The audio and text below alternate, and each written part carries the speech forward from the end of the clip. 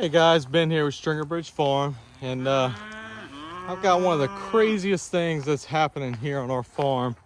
That man, the Lord has been good to us. We got a small amount of rain, but as you know, we've had a horrible drought.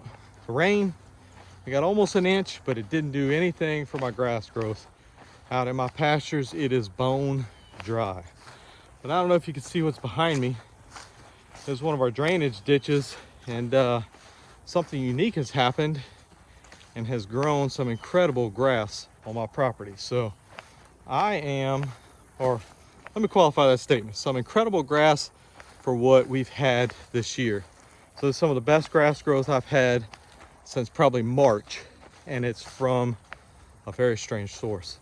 So let me get this fence put up and I'll show you guys what it's from. See if these cows are ready to get on some fresh ground.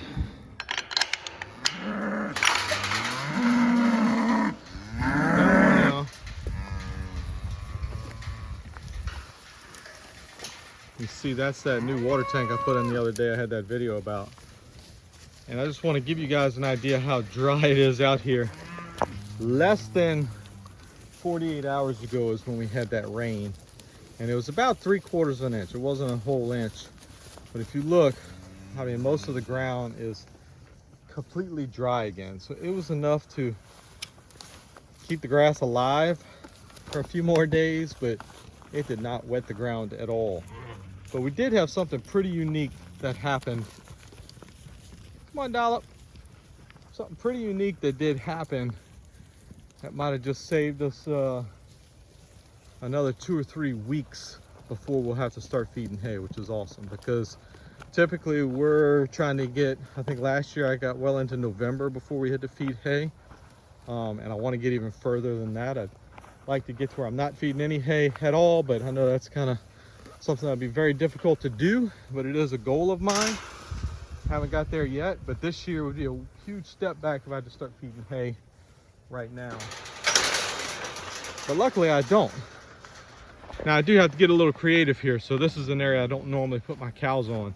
This is one of my roads. It's kind of, this section right here is between two of my fields, and I got them on my main road. I'll walk you over there. That's kind of where I was walking, where you kind of saw what I was hinting at with that ditch. But this area, you see where the grass is. There's a little bit of grass out here. I cut that probably 4 months ago to cut the weeds, and it just has not grown back. It was mostly like this ragweed and stuff you see along the ditch, and the grass was dying because it wasn't getting any sun. So I cut it once this year, and it just has not grown back. But that right there is what's saving my behind. And let me go to a better spot where you can get a good look at it. And before we get there, it's sad to say, but this is actually some of the best grass these cows have seen all year, except for that patch of sorghum sudan grass and cowpeas I planted for them. But look, there's actually some lush grass growing right there. Who'd have thunk it?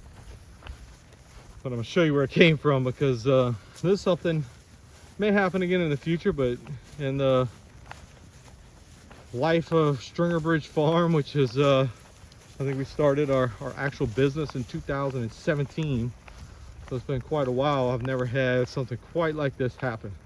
These cows are fired up. They just love going exploring. But here in Louisiana, I still have at least another month of growing season if I could get some moisture. And it doesn't look like I'm gonna get it on my pastures, but I did get it over here, and the cows have kind of found it. But what happened is, we have, in the past couple of weeks, we got some really strong east winds, which for our area pushed a bunch of water up into Lake Pontchartrain and Lake Maurepas. And this drainage ditch right here ultimately flows into there. And the water got so high over there, there was a little bit of coastal flooding. And what happened is it backed up into our ditches, and it got on this road a little bit. And when it did that, this grass just exploded in here. And this is, like I said, by far the most growth we've gotten this year. So you can see that's Heartface right there, and he's just loving all this fresh grass that has grown. And the water didn't like cover the grass, but it got where we got some ground moisture and a little bit of water on the edge of the road, and it helped this grass just spring up, and they are loving it. see they got them on both sides of the ditch. I got the water on this end and a culvert all the way down at that end. I got some water in a culvert where they can cross and they can get back and forth. And look at that, that grass was just dying for moisture all summer. It gets a little moisture and it looks like spring growth here in pretty much the middle of October. It's just crazy. I was wondering, all these cows look like they're having a meeting over here. Look what they're eating. That's too funny. I don't know if you can see what's going on here. They're eating those nasty looking black beans, but it is a big old honey locust tree. See those big old bean pods hanging on there? If you ever wondered if cow and deer and everything else like them, there's your answer. I can smell it. They actually smell sweet like honey or syrup or something. They, I guess they must taste good too because they're all over them. Even the babies, look at them.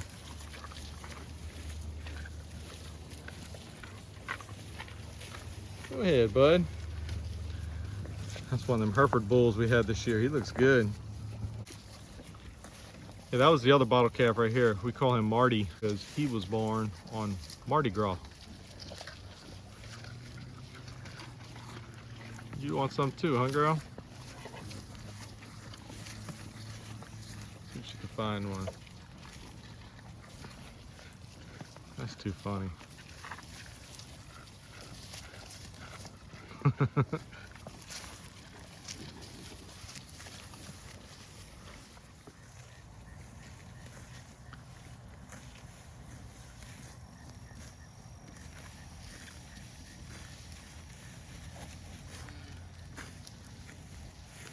This is a new one for us. Best grazing of the year in October.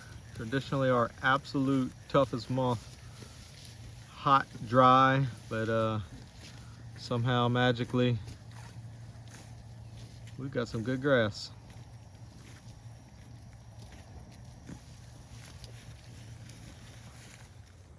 Got some excited cows coming up on me. I think they're missing out on something. One thing I've definitely learned is, I know you've heard a million times, a million different ways, that you learn the most through struggles. You know, when everything's good and easy, you don't really learn a whole lot of things.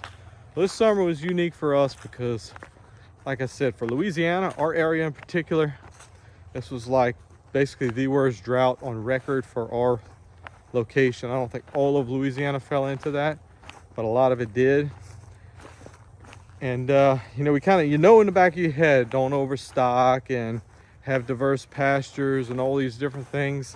But I'm gonna tell you, this year, put all of those theories to the test. What we got here?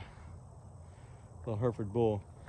Definitely put all of those, I don't want to say theories, but those practices to the test. You know, we said them, we did them, and sometimes it's hard to truly believe in it until you see it actually happen. And we saw it this summer. I can look just right over my neighbor's fence. He's got less cows than he did at the beginning of summer. He's got less grass than we have. He's feeding hay already. He's been feeding hay for months. Oh, easy now. Don't run me over. That's a bull. I always get excited when they're running straight towards you. I think they're just coming to check out the rest of the herd. But anyway, like I said, I could see where the people who manage with the traditional thoughts in mind of, let me stock close to my maximum stocking density. You assume the natural things like we'll get some rain during the summer. Well, those things did not happen this year. And the people who didn't prescribe to the best practices have definitely paid a price this year. And you know, even if we had to start feeding hay today, it wouldn't be the end of the world to us, because I did get my hay. I did get it at a good price because I had such a good relationship with my neighbor. You know, our area, I see hay going as much as $100 per round bale right now.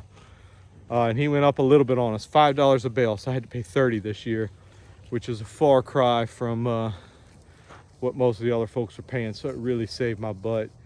And then us just using electric fencing to rotate our animals.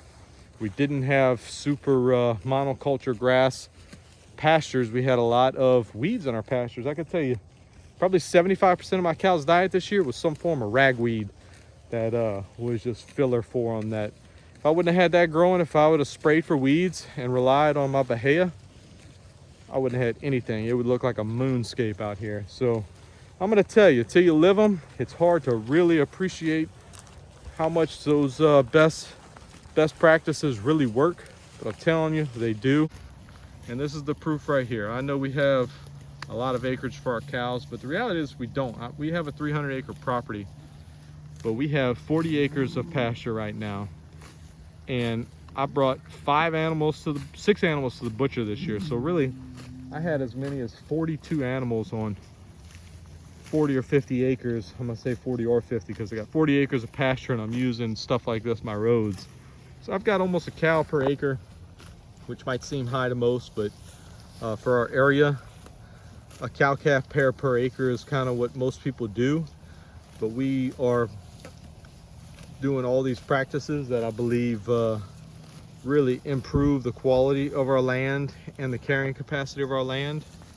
And this year was the year we actually saw some dividends from it, because here we are, October, and look at this, we got cows grazing. Now this part was lucky, but without it, I'd be feeding hay in November. Still not the end of the world, but we got lucky with this little bit. This will give me a week of good grazing, and then we'll get on the rest of our pastures, and I may get the cows to tramp in some seeds and get a little bit of winter grass for early spring growth. And I can guarantee you one thing, I'm planting some sorghum sudan grass for next summer. So anyway, appreciate you guys. Thanks again for being part of the channel and following along with us. If you got questions or comments, please leave them below.